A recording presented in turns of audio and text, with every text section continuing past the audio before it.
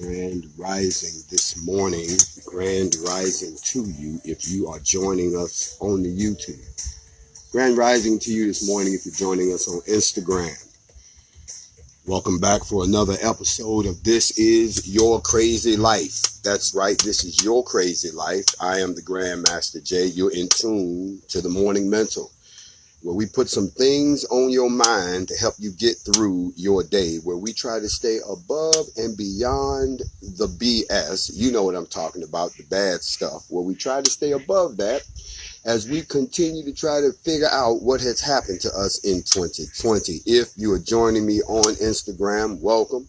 If you're joining me on YouTube, welcome. Even though I know I've been begging people to move from Instagram over to YouTube, some people just comfortable where they at. So for right now, I'm going to have my feet in two places at the same time. If that's all right with y'all, come on in and get comfortable. First thing we're going to do is give praise to the Most High. And if you have to ask who the Most High is, then apparently you're not a child of the King. If you have to ask who the Most High is, then that means that you're just visiting. You know, you're not actually one of us. You're just somebody else. And so this morning, on the Morning Mental, I'm down by the lake again. Y'all know when I come down by the lake, there's a host of characters that show up to help me out, whether it be the ghetto ducks or it's going to be the ghetto bird, or the last time we had the disco bees that came through. And so we got all types of characters that might pop up to help out with the lesson this morning. I'm glad y'all did not find yourself in the slave master's brainwashing institute.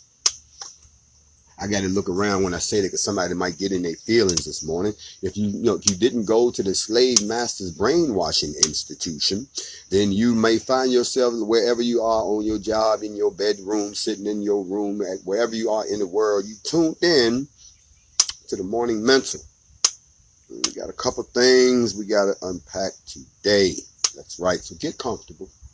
Get yourself whatever you sip on or smoke on early in the morning. Go ahead and get that going. And then on top of that, if you have your word, make sure you got your word. The primary text here is always going to be the first book of Enoch with Yahweh's name restored. If you don't have that, then you can get the PDF online. Please make sure it says with Yahweh's name restored. Anything else is a fake or forgery. And then you can follow along and see how we do practical applications to some of the things that we discuss here on the Morning Mental. These are things that have been put on my mind early this morning when I first wake up, before the day gets started. But as y'all can tell, I actually wanted to be outside this morning because I wanted to catch the sunrise. I wanted to see the sunrise. I actually wanted to be out, before the sun come up. I wanted to see the sky get, that bluish, and then, it start getting a little reddish, and then it gets white, and then boom, the sun comes up. That's what I got up to see this morning. What I saw instead was a clear sky right before the sun came up.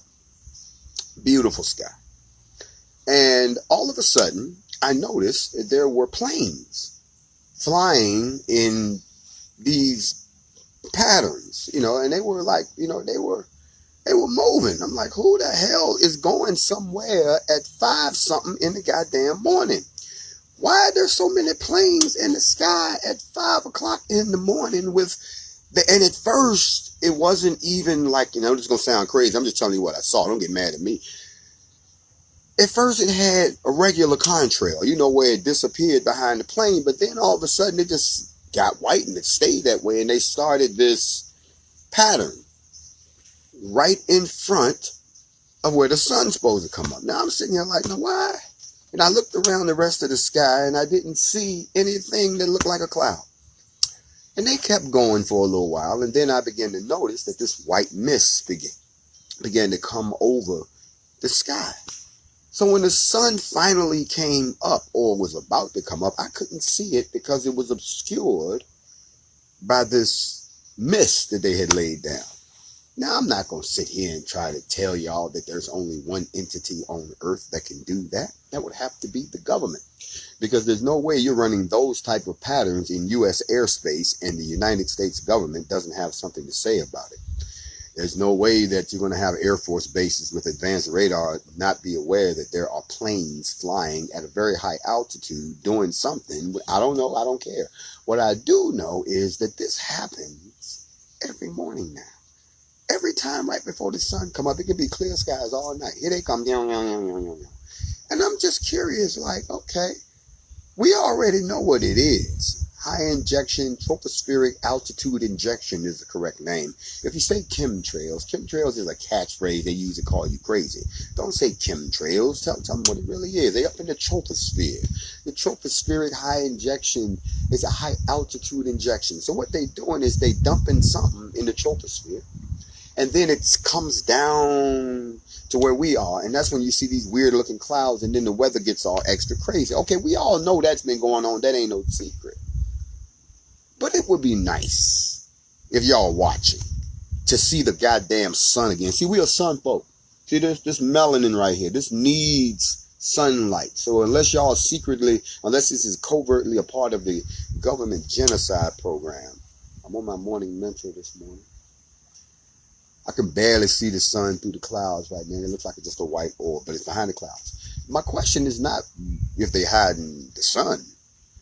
What else are you hiding? In case y'all hadn't heard, there's a meteor on the way here. And you might want to pay attention to the headlines, because the last one they didn't see coming, they saw going. So before I can continue, we got to address something that's going on in the congregation this morning. And I was reading a copy of, if you've never read this book, this is called Skeptic. And Skeptic is a book that takes a hard look at things from a skeptical point of view, so you don't think we're just going along with the BS. You always want to try to find a book like this to make you think otherwise, because then when you go back and weigh all your evidence, it'll come out to the same conclusion if it's the truth. A lot of people don't do that. Y'all don't go out and weigh anything. You take the first thing that's said to you and you run with it, and you swear up and down it's a fact. You ain't done no research. You might have went to the University of Google. Oh, I'm sorry, you went to Wikipedia. If you think that that's 100% accurate, okay, that's your source of information. Don't come talk to me. You don't have the smarts. But I was reading here, and there's a section called, and if y'all don't mind, I'd like to share it with y'all. It's called, and I'm not making this up, I will show it to you to show you. This is the kind of stuff that I come up on. This is the article, if y'all can see it. I know it's backwards, but that's how the camera does. But I'll read it to you. It says bullshit and its detection. Let me say that again. On this Sunday morning, it says bullshit and its detection. The conditions under which common everyday bullshit is most likely to emerge. Here we go. Now listen to what it says bullshit is. And we're going to talk about why there's so much bullshit going on right now. It says, and I'm not making this up. People are looking at me like Jay made this up. No, I'm not making this up. It says bullshitting involves intentionally or unintentionally, consciously or unconsciously, communicating with little to no regard or concern for truth, genuine evidence, and or established semantic, logical, systemic, or empirical knowledge. As such, bullshitting is often characterized by, but not limited to, using rhetorical strategies designed to disregard truth, evidence, or established knowledge, such as exaggerating or embellishing one's knowledge, competence, or skills in a particular area. We're talking about things one knows nothing about in order to impress, fit in, influence, or persuade others. That is the definition of bullshitting. Don't think I've ever heard anybody break it down like that before, but I think they hit all the nails on the head for everyone. So if I was to go back and look at this, I love the part where it says talking about things one knows nothing about in order to impress, fit in, influence, or persuade others. I'm not even going to keep on going. It does go on in depth to say there are problems with bullshitting, and why do people bullshit? I'm not making this up. This is a complete article that goes on to say measuring bullshitting and bullshit detection, the psychology of bullshitting. It do an in-depth study of the conclusions are progress in the struggle against bullshit is advanced by a deeper understanding of the conditions under which bullshit emerges. We now know that people engage in considerable bullshitting when social cues make them feel obligated to provide an opinion about something, even when it's something they know nothing about. We also know that people bullshit when they expect it to be relatively easy to get away with. That is, when people detect cues from the social context, suggesting it'll be easy to get a social passive acceptance or tolerance for their bullshit. This is out of the book Skeptic, if you haven't read Skeptic. Now, Here at the Morning Mental, we try to avoid bullshit at all costs. But if you spot bullshitting in the room, please feel free to point the bullshit out. What we will then do is have one of the moderators capture that person's name who is responsible for the bullshit. And they will be expeditiously removed from the Morning Mental for the crime of bullshitting. Now that we've got that out the way, if the shoe fits, you can leave the room right now. I did not come to make you feel good. I am not here to make you feel comfortable on this Sunday morning. I came to hang out with you for a few minutes. I got a few things on my mind. And if a lot of y'all wondering why I haven't spoken about a few things, it's because you should know something about me. I don't talk until I get all the facts. If I don't have all the facts, I'm not opening my mouth yet. There's some issues going on in the community that I'm still waiting on some information on, so y'all can calm down for a second. We're not going to circle the wagons and start rattling the pans, because that's uncivilized. When I was a child, a man gave me a book. I was 8 years old. I used to read a lot when I was a child. He gave me this book right here. This book is a book called Chariots of the Gods. It's by Eric von Däniken. If you've ever read it, back in the day, they thought it was revolutionary. They thought that it was incredibly different thinking. They thought that it was something that had been hidden from us for a long, long, long, long time. And then everybody jumped on and piggybacked off of it and wrote all these other books that just ruined the whole message of the original book, because they were all trying to make money when this man was trying to tell the truth. They ridiculed his book. They said that he was a crackpot. They said that the things that he said, even though he backed it up with pictures and all kind of diagrams and all kind of stuff, they just said the man didn't know what he was talking about. Even though he researched the book, they just disregarded it. Now, here we are almost 50 years later, and a lot of the things he said in this book, they're admitting are true now. There's another book that I came into the possession of that some of you all may have read, and that's Zachariah Stitchin. If you've ever read The End of Days, by Zach, if you've ever read any of Zachariah Stitchin's books, I salute you. They killed Zachariah for telling the truth. That's what normally happens to people who tell the truth around here. People want to kill them. I don't know what that's all about. I didn't know the truth hurt that much. If so, I never would have opened Pandora's box. You do know what Pandora's box is, don't you? Oh, God, let's go ahead and run through it real quick. Was the box that the girl was told, whatever you do, don't open this box. She couldn't wait to open the box. She opened the box and let loose all the ills of the world. We're on YouTube and Instagram this morning, Sunday morning right here. I'm on my morning mental. It's just things that's on my mind this morning when I first wake up. And what does y'all have to tell me? How does this fit into what we do? And I'm so glad you asked that. Let me put it to you this way. 444, I see you. Let's go. You see, you are nothing but a soul.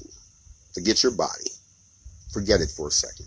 The energy that is listening to me right now. You are a soul. You are a soul. That's it. You are living energy. You are spiritually activated energy. That's all you need to know. And energy can never be destroyed. We got that part down? Cool.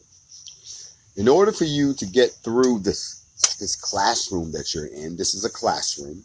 Earth is a classroom. In order for you to get through it, you have been placed inside of one of these. This container. This is a container. It's a biological machine. A very exquisitely engineered biological machine. Your fingers, your eyes, all of this didn't just happen by happenstance. The risk is one of the most amazing mechanisms that ever existed, and man cannot duplicate these things. They can come close, but they cannot duplicate them. They cannot create a bio-engine that self-repairs, self-thinking, self-defending, self-replicating, and self-eliminating. They cannot design anything like that. You can believe all that shit in the movies if you want to, but you're not going to see me sit here and say, I have a secret. I am a machine. It will blow your mind. No machine can match what has been built for your soul to live in. You live in this case while you take the test.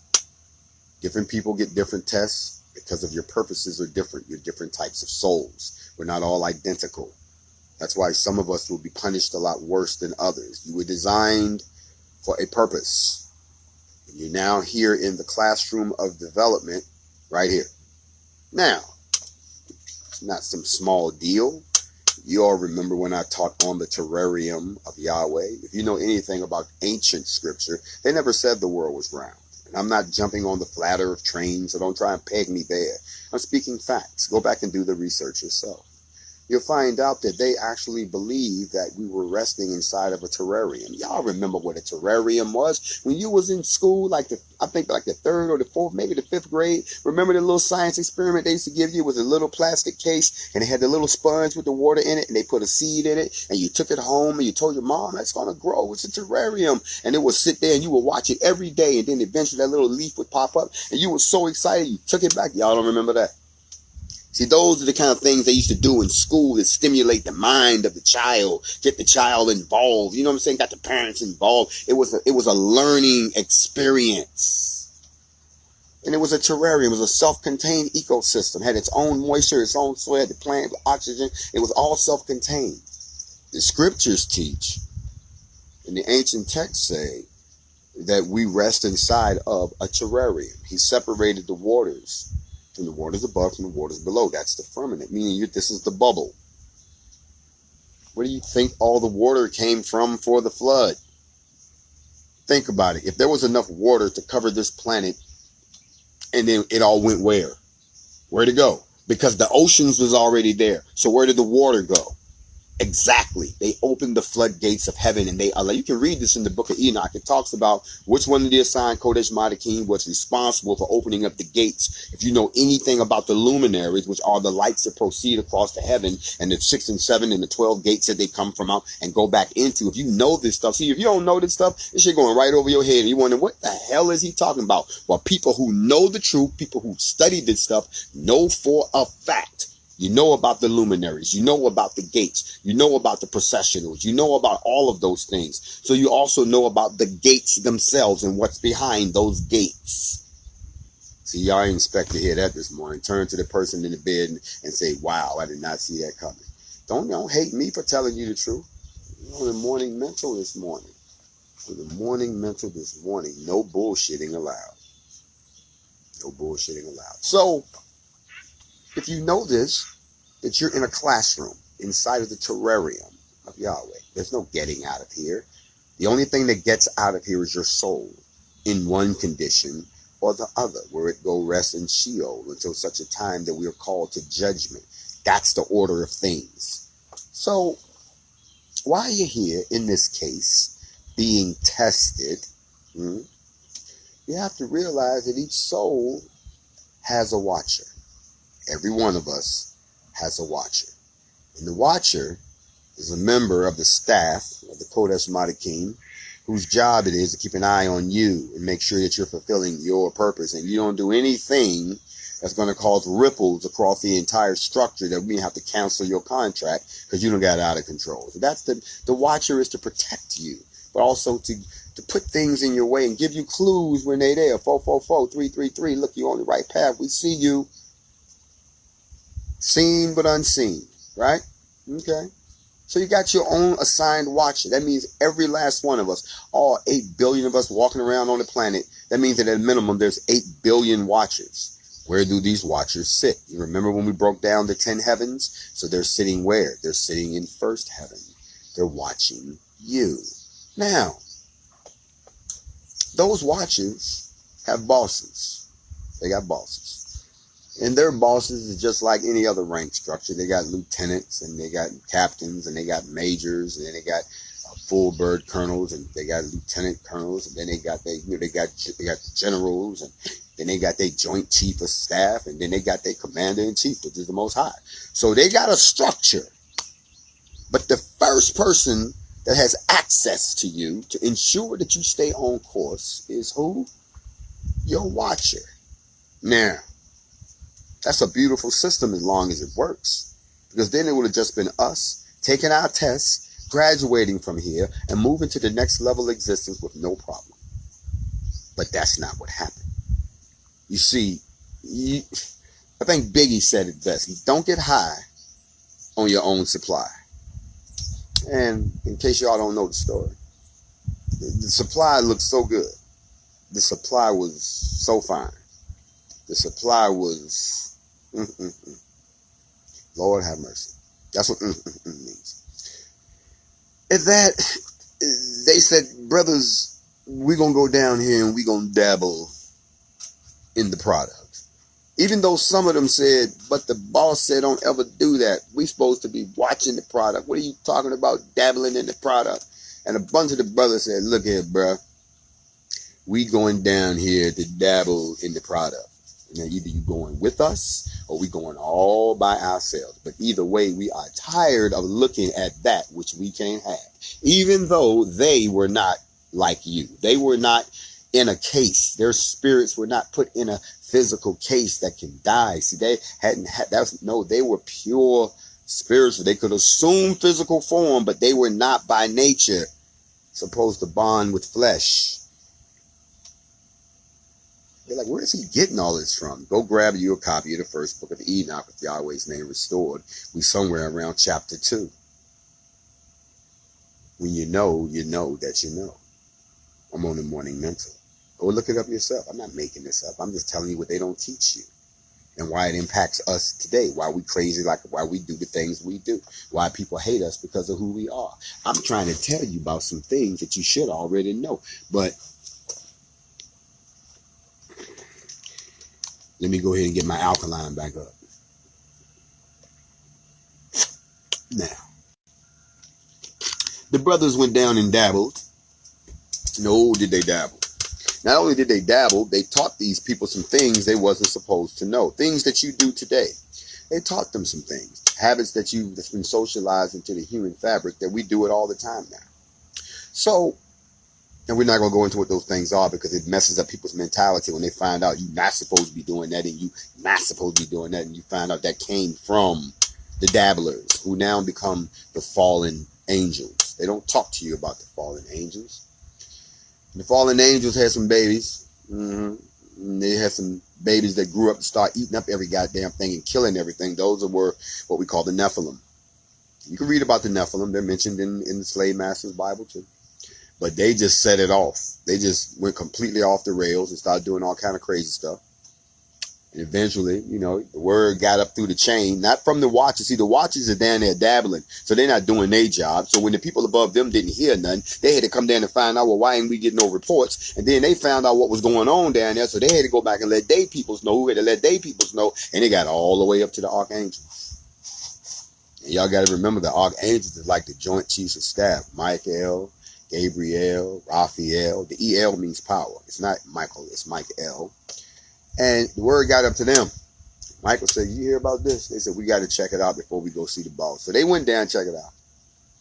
Off the chain. Off the chain. They were like, oh, hell to the no. They flew back. Had to go see the boss. Now, y'all got to realize, y'all was kicked back chilling. Y'all had people praising up on them. You know what I'm saying? Just loving in glory. Just kick back. Max reclined, as they say. Word got to him what was popping. What? Who's responsible? Come to find out about 200 of them. They said, hey, they lost their mind, bro. Now, I don't mean no harm, no disrespect. Sisters, I got to salute you. Because them had to be some bad sisters for the angels to say, you know what? No, I'm supposed to be here on some righteousness, but I'd rather face the wrath of God to get a piece of that. Think about that. Y'all got to look. See, you got to look at it from a realistic perspective. Don't look at it like it's a fairy tale. Don't look at it like it's something that they wrote just to entertain you. Did nobody waste the time writing this down and it gets handed down for centuries just for entertainment? There's a lot of things that have not been handed down that are pretty good entertainment that have been forgotten and never going to come back again. But when you start thinking about what's been handed down to you, think about why it's been handed down. Look at it from that perspective. It takes on a whole different light, and all of a sudden shit makes sense to you. No bullshitting allowed. So now we got this situation where the boss found out, and shouldn't have never got to him. It's too many people between him and them for it to get all the way back to him. It was that bad. that his boys had to come in. And these are the archangels. These are the most powerful, bro. They come in. You ain't gonna believe this, bro. Not this one. Not this one, right? Yeah. So, grand rising to everybody. So, he laid it down flat. Look here. You go in there and you tell them they ain't never coming back here. They gonna stay down there with what they made. I don't even want to hear it. Go in there and let them know. Tell them I done found out. That's right. They'll never come. They will never ascend to heaven ever again. They gonna stay there. And when he says that, you have to understand that these are eternal creatures. They can never die. So sentencing them to stay there meant forever. They would never ever die. And neither would their offspring, the Nephilim. They would never die. So he basically was saying you can never leave the earth ever again. That's where you're going to stay for what you've done. He told them, go and let them know that I don't even want to talk to him. I don't want to hear nothing from him. I don't want to hear nothing. It's a wrap. They're like, all right. Y'all heard it, man. Let's go. So they go back down there and they like, hey, fellas, hey, look here, look, nice children. I see what's happening. Look here, bruh. The boss saying, y'all can't come back. What you talking about? We angels. I don't know about all that right now. So y'all can't come back. Y'all got to stay down here. Y'all gonna be, matter of fact, the ringleaders, he got something special for y'all, but the rest of y'all gonna have to stay here. Okay? And that's his decision. Oh yeah, one more thing. He said he gonna wipe all this shit out. All of it.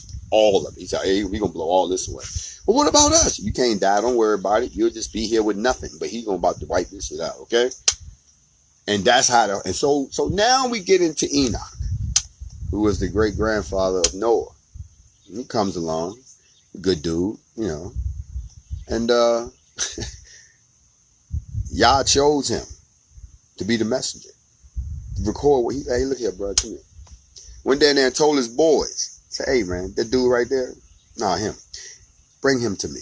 So they went down there. Y'all read the book. You ain't go down there. I'm giving y'all this morning because this is the background. People don't get this story. Don't get it like this. Y'all get it all mystified. I'm giving it to you straight with no chasing. So just breaking it down in street terms so you get the idea of why we where we at right now. No bullshitting allowed. No bullshitting allowed. Y'all stay with me. This is in your books. Do your own research. And so they go down there to get Enoch. Now Enoch don't know what's going on. He's just a good dude. He's in a good bloodline. They bring him back. He said, look here, bruh. The boss said that he like you. He wants you to write some shit down for him. I can do that. Okay, but before you do, we need to show you some stuff. So they take him on a tour. They show him all kinds. They show him the throne of God. They show him everything. He writing all this shit down. Smooth, bro, like asking questions. You know, they got the archangels is taking them around. Look, this right here is this. We done talked about all that stuff in the past. After he gets the tour, they send him back down to earth. And now check this out. The people, the fallen angels come to him like, bruh, we heard that you working for God. Yeah, I'm working for God right now. What's happening? Well, look here, bruh, man. Look, he got us stuck down here, bruh. He even heard our story. We sorry, bro. We got carried away. You think you can go and holler at him on our behalf and tell him that, come on, bro, we angels, man. Can't leave us down here like this. Okay, y'all want me to go talk to him? I go talk to him, but from what they told me, he ain't trying to hear that. But okay, so they wrote down they petitioned, they prayers, and they gave him the Enoch. Not like, all right. So he goes back and let the archangels know, hey, look here, man, your boys down there want me to take a message to the boss because, you know, he think that, you know, they haven't heard him. They looked at him and was like, you expect us to take you up to see the creator because some dudes that lost their mind and got carried away with the booty, and now they stuck down here. They want to send a message to him? Hold on a second. Hold on a second. Nah, we can't do that. But see, Michael was he was like the top dog. He didn't care. He was like, you know what? I say take him up there just to see what happens. I'll do it just to watch it. So they come on. Let's take him on up there. So they grabbed Enoch and they took him back. But this time, they took him in to see Yah. Face to face with the boss. And the boss up in there again, laid back, getting praised on, worshipped. Chill. You got time for all this. He already handled that situation. Mike Hill come in, bruh. You ain't gonna believe who we got outside. Who? Enoch. Okay, what's up with Enoch? He's like, Enoch got a message for you from that fallen angels. The fallen angels got something for me. Don't bring them in. Bring them on in. Hey, y'all stop singing for a minute. Everybody hold on to praise for a minute. Bring them on in. Bring them on in. They bring Enoch up in there. Enoch rolled up in there knowing that they don't send him on some crazy mission, but he's face to face with Yah. Yah said, I understand you got a message for me. He goes, yeah, Yah, the guys down there that, you know, they did the freaky thing with the girl that had the babies eating up everything that, you know, it's just crazy now. They said they got some prayers right here for you, and, you know, they want you to hear they plea, you know, and they say they good people. They told me, you know them, went to school. The Jenkins boys, you know the Jenkins boys from over on 2nd Avenue. Come on, you know them.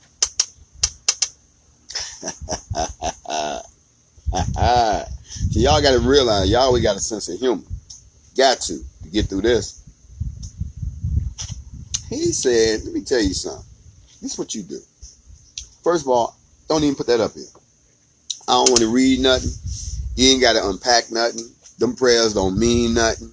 You can take all that. Matter of fact, put that on your foot and get rid of that. You go back and you tell them that I said, I don't want to hear nothing from them at all. As a matter of fact, since they want to be hard-headed about it and they don't want to admit what they did. Not only do I want you to go back and ask them this question for me. Enoch said, what's that question? He said, go back and ask them, how in heaven are the people that I put in charge of watching you, got you up here trying to intercede to help them? Ain't that backwards? Go ask them that. You tell them, and I don't want to hear from them no more until the judgment. And by the way, y'all show him around some more because I like his style. My man E, take him out. They took him up out of there. Rolled him up out of there. Y'all went back to kicking back. He was done with the situation. No bullshitting allowed. No bullshitting allowed. That's how we end up where we are today. Because when Enoch went back to earth, situations played out just like they said. That's when y'all had Noah and the flood and killed everything that was on the earth. Except the spirits of the fallen, the spirits of the Nephilim. Those become demons and spirits that roam this earth. They can never leave.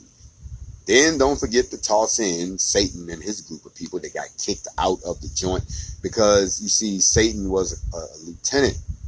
Satan was a commander, but he wasn't the supreme commander. And he wanted to be the supreme commander so bad, he started getting his own people inside of the organization, tried to build his own clique inside and said, I'm just equal to him. I'm the same as him. I helped put this together. That's what Satan did. Satan got people to follow him. He had a bunch of people. I'm rolling with Satan. I believe Satan. I love Satan. You know, Satan sounds like he's telling the truth. I'm rolling with this Satan guy. Turned against God. But they keep forgetting he's not God for nothing. So when he found out, he threw him out. Threw him down here, along with the Nephilim and the fallen angels. So we got a virtual zoo of stuff running loose, seen and unseen, where no bullshitting is allowed. Why am I telling you this morning? I'm telling you this morning because we have to get to a place as a people where we can agree that no bullshitting is allowed and stop entertaining the bullshit. You know, you have to crawl before you walk, before you run, before you fly.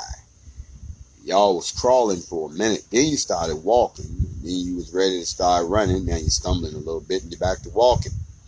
Y'all don't realize it that there's some people who want to put you back where you was, and that's to make you crawl.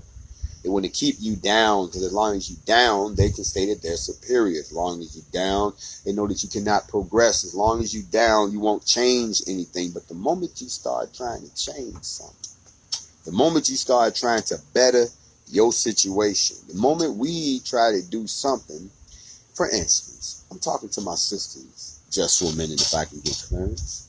You know, a sister asked me the other day, what can the sisters do right now around the world to start to make a difference? I can say the simplest thing of all is, sister, if you see a young sister struggling who ain't got it figured out, trying to be a mother or trying to, struggling to be a young lady, just trying to figure it out, don't sit there and criticize her. Go help her out. Y'all stick together. Start coming up with your own internal neighborhood ways of how we're going to take care of these babies. Stop being so defensive when somebody says something to your child, because when I was growing up, any parent could correct you in the neighborhood. Matter of fact, any parent could tear your ass up too, to be honest with you. That's why we were smooth with what we did out in the streets. But it's a different time. We understand that. But don't let nobody sit there and struggle. Sister, you see another sister struggling and she's trying, at least she's trying. Y'all help her out. You know what I'm saying? But as far as these feeding ourselves programs, self-schooling networks, if you want to homeschool your kid, find another parent that want to do the same thing. If y'all can agree on the curriculum, y'all can split that job. It ain't got to be. Matter of fact, I'm sorry, I got to ask y'all this question. Why in the hell are they having a back-to-school sale when the kids ain't going nowhere? I saw that the other day. They were like 50% off, back to school. I'm like, back to school? Who's going? Where they going? Where they going to wear the clothes to? The living room? Where they going? I mean, for real, where they going to get up every morning? I got me wearing this today. To where? They still doing back to school sales. Have y'all? The psychology, y'all. It's the psychology. We shut off so many things. We haven't shut that part yet. They still going to make money. Back to school? You better back to school your ass upstairs because you're going to be on your computer, on your laptop. Okay.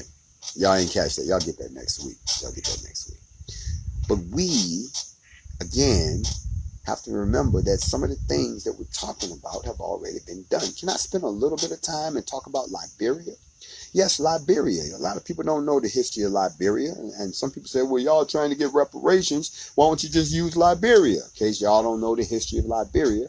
Liberia was actually a country that's in Africa that was actually founded by freed slaves. It was supposed to have been a country for all of us to be able to go back to after slavery.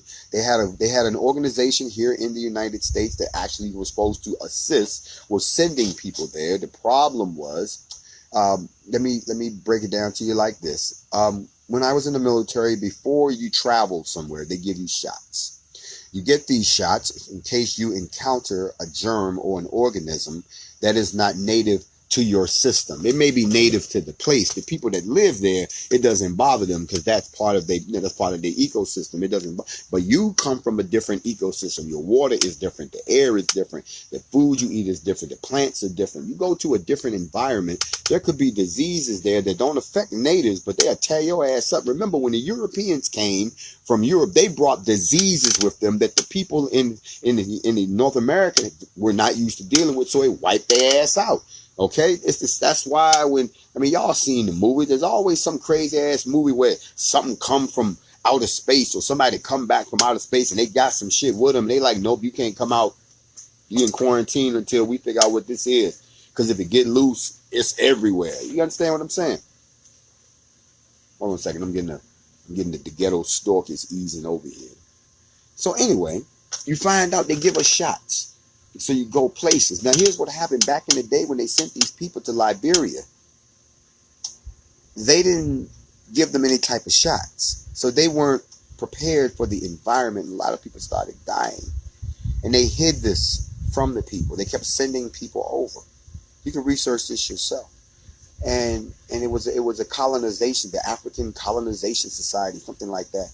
And they kept sending people, trying to populate this place, but they weren't really doing anything. I mean, the United States was actually behind this, but it was a complete disaster. People kept dying, and eventually, a civil war has broken out since then. And for the last 13 years, the economy's been destroyed. But yes, it is a country. It is a country that has been ravished. Some people even said that the United States should have made it a colony, which would have defeated the whole purpose. But if you don't know about Liberia, yes, there does exist this place where we attempted to stand up a sovereign nation. But now, if you dig a little deeper into what happened there was tribal problem. The people that they sent there from America got attacked by the natives. that were moved out the way, they got attacked. They got attacked by other black folk. Did y'all know that? It wasn't the white folks that was doing it to them. It was black folks. So if you moved to Liberia, I think it was the Kintes or something like that, you had to deal with this tribe that will come after you. Now come on now. Why are we moving back to Africa to get attacked? So that's not a good deal. That's why once you study, see when they had this big grab for Africa back in the day, they violated a lot of our territorial boundaries that were already in place. They violated them. They drew their own lines. They put people together who never should have been together. Yeah, we're on YouTube and Instagram, both platforms right now. I don't know which one you're on, but it's a big shout out to Grand Rising to everybody. I'm on the morning mental real quick here. But they violated a lot of tribal lines. So that's why you see a lot of fighting even today, because those people already had boundaries. But when the white man came in and redrew all the lines, he's gonna chop up a civilization that's been there way before he did. That's some arrogant shit right there. But anyway, it would still show that what they had done in Liberia was they put some people in a place where there was tribal lines, and those people resented those people. They resented those people. They resented them terribly.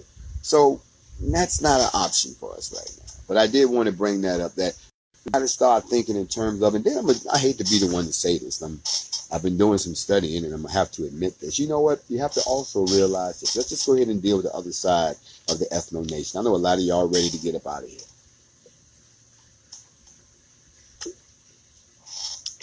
Grand Rising to the NFAC. Grand Rising to the NFAC. The largest black militia internationally right now in existence. Salute to you. The truth of the matter is a lot of y'all not going nowhere. You don't want to go nowhere. You say, look, I was born here. I don't know nothing else. I ain't trying to start over nowhere. I know a lot of y'all, listen, we're going to have to work it out here. Or we're going to have to do what we're going to do. I ain't going nowhere. That's fine. We understand that. And I know that's going to be the majority of y'all. I'm not going nowhere. Me and this house been here. But I know. We're going to hear all of that. Then you got people, I don't know where we going. And, we're going to hear.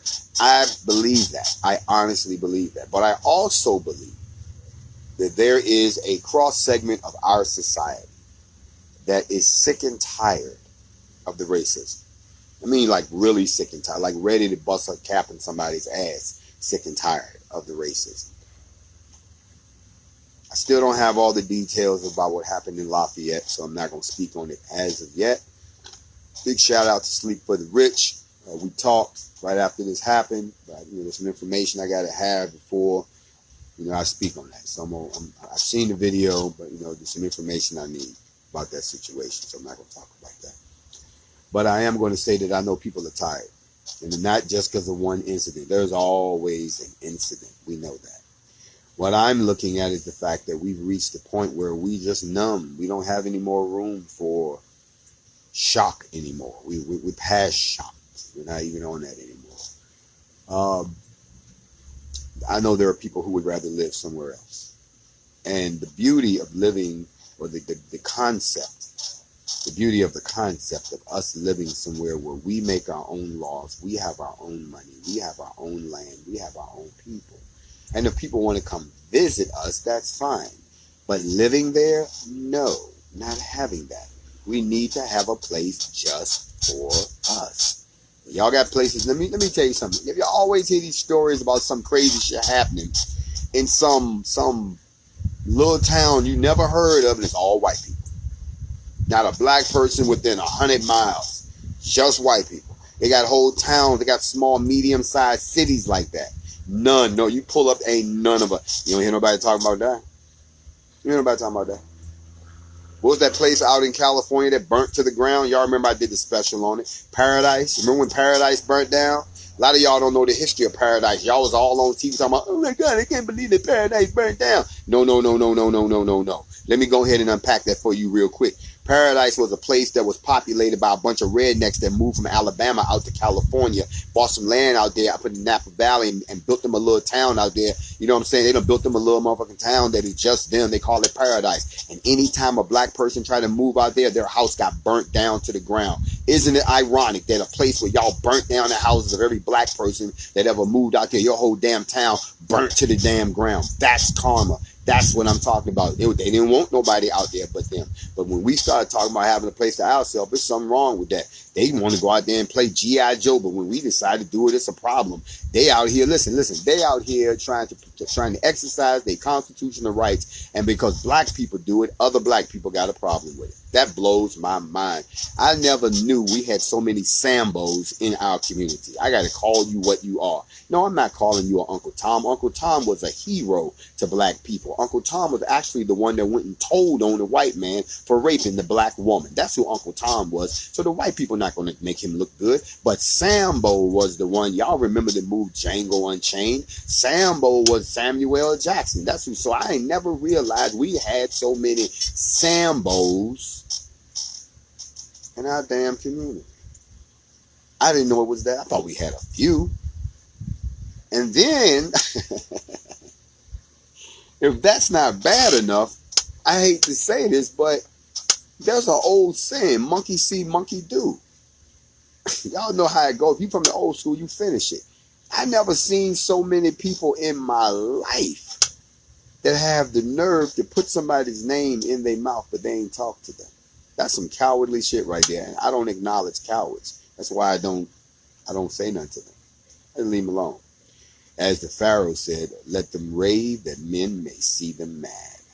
Step on my intellectual level if you dare. Anyway, this is my morning mental, where we break open a couple of things for y'all to think about. I told y'all, no bullshitting allowed at all. At all. Now, let's get back to the chess game. All eyes on Bree. In our last episode, we announced that we were going to go to the Kentucky Derby in Louisville. I believe in transparency. So let me help you all out so you can see the chess moves behind the scenes that you're not aware of. On Monday, I had a meeting with the city of Louisville, myself and one of the activists in Louisville, LeBron Lachey, and we met with representatives of the mayor's office. We met with Major Gregory of the LMPD. We met with them to discuss the logistics behind us coming in to Louisville. You don't just march into a city like that and they don't know anything, or you're asking for trouble. So, since they already knew that we were coming, the conversations was had. Where are you going? Not what are you doing, just where are you going, so we can keep people away from you so some shit doesn't explode in Louisville. And when they found out that we were going down to Churchill Downs, and we had already mapped everything out, the whole 9 yards, because we were going to need some permits. They passing laws down there now that you can't parade in the street. That's right. They passing laws down in Louisville. You cannot protest in the streets anymore. We thinking, well, damn, we are in the streets, but we're going to have a different type of conversation. And we had that conversation. It was a good conversation. And when we got done, we were surprised the next day when we heard that now all of a sudden they no longer were going to allow spectators to come to the Derby. You see, that was the whole thing with us. We wanted the spectators to come because the Derby is when everybody comes. All the big movie stars come. You got all these big athletes gonna show up, politicians gonna show up, and they could all go to the Derby. They just had to get through the NFAC. That's all. And then we would have a great day. Now, all of a sudden, in our latest episode, ain't nobody coming to the Derby. They said they're going to run the race without anybody being there. Okay. They put the ball back in our court.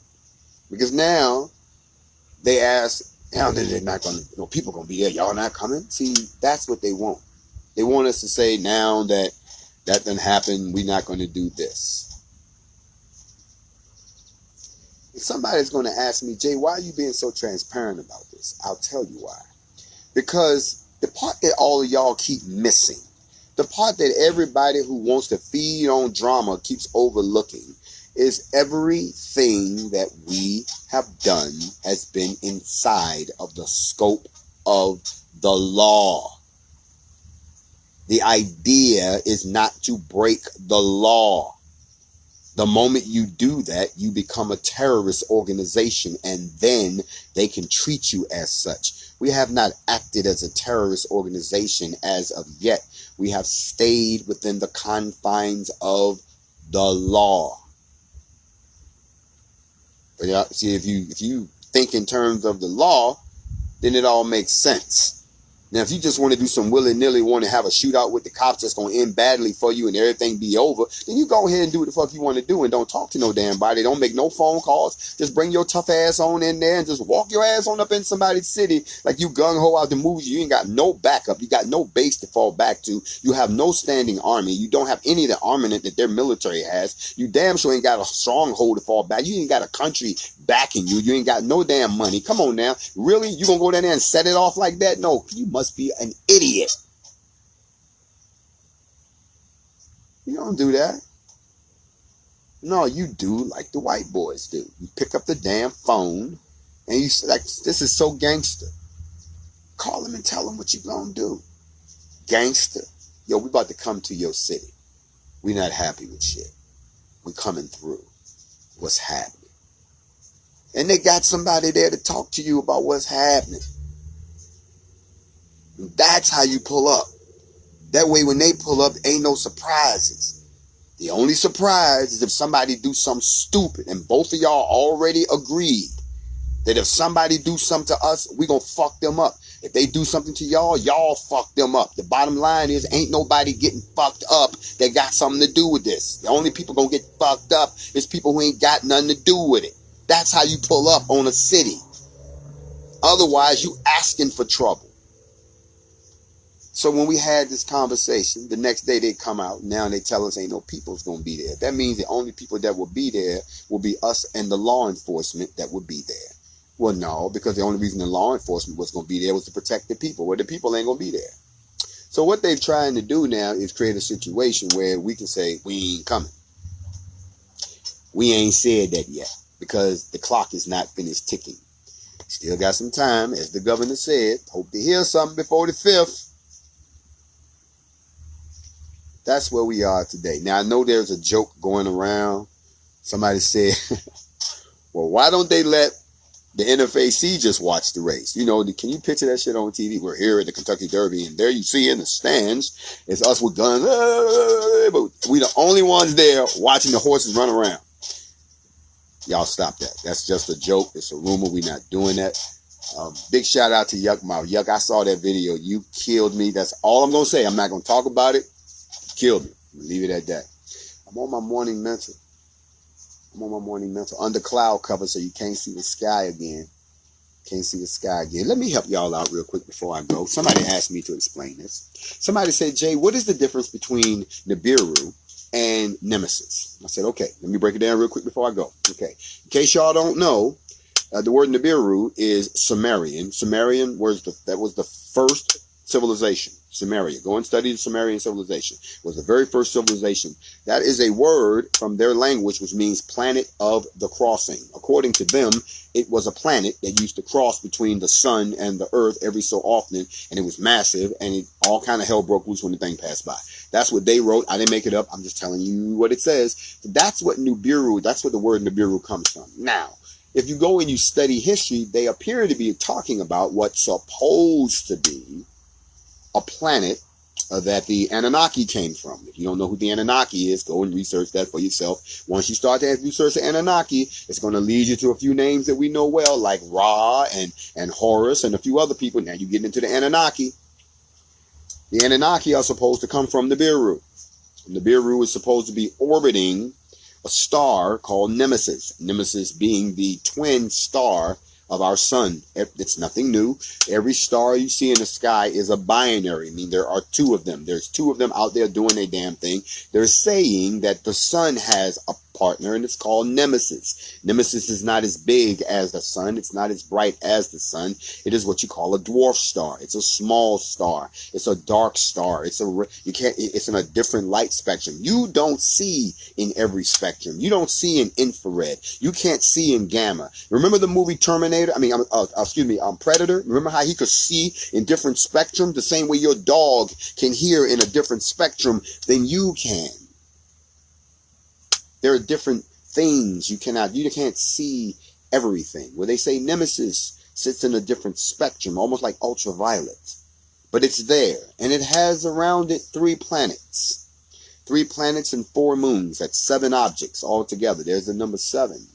One of those planets is called Harrington. The other one that we're worried about is the big one, which is Nemesis, which is Nibiru. Now, here's the catch. According to science and according to the book, Zachariah Stitchen's book, I'm pretty sure you can pick up a copy. It's called Final Days, The End of Days. They talk about the 12th planet in his other book. They want you to believe that this star, Nemesis, comes close to its partner every so often. Not right up on it. Maybe as close as like Jupiter or something like that. But the planets that are circling it come close to us. So you imagine you got 2 balls on a string and you're spinning them around and they get closer and closer. And eventually something might wrap up, something might hit. We don't know. But according to what's written in these documents, apparently when this happens, this planet Nibiru is supposed to come close to us. When it's close to us, that's when the Anunnaki is supposed to come down to check on the progress of their projects. If you believe that stuff. Well, if none of this is true, because right now it's supposed to be going down. If none of this is true, I just have one question. Why the hell do you keep spraying the sky? What is it that you don't want us to see? It's even written in the scriptures, and every eye shall see me as a blinding bolt of light. How am I going to see the blinding bolt of light if you keep spraying the goddamn sky? That's all I'm trying to... I ain't figured that part out yet. But somebody asked me to break that down. Nemesis is the star. Nibiru is the planet. The same planet the Anunnaki is supposed to live on. Okay, I got to dig into it. Why would the Anunnaki come down to Earth? Why was they on Earth to start with? Because apparently, according to the story, their planet's atmosphere was failing and they needed gold. They needed gold dust to spray into their atmosphere so that they could continue to live. The planet was dying. So they came to Earth to mine the gold. The gold was supposed to be mined somewhere in the Middle East, Egypt, this whole 9 yards. Go ahead and read Zach's books. And then what happened was they found out that mining the gold was too hard. So what they were supposed to have done was that they grabbed some animals that already lived here and they did some DNA manipulation and they put a little bit of themselves in there and they came up with us. We're supposed to be the products of this engineering. And then, of course, somebody got the big head and decided they wanted to elevate themselves to the position of a god, and all this fighting started in the Anunnaki. And now we get into Ra, we get into, his brother, Enki, and Elil, and all this crazy stuff that we can talk about some other time. I'm on my morning mental. I just explained the difference to you between Nemesis and Nibiru. That's all I'm going to say about it. I hope I answered the question. In the meantime, y'all have a fantastic day.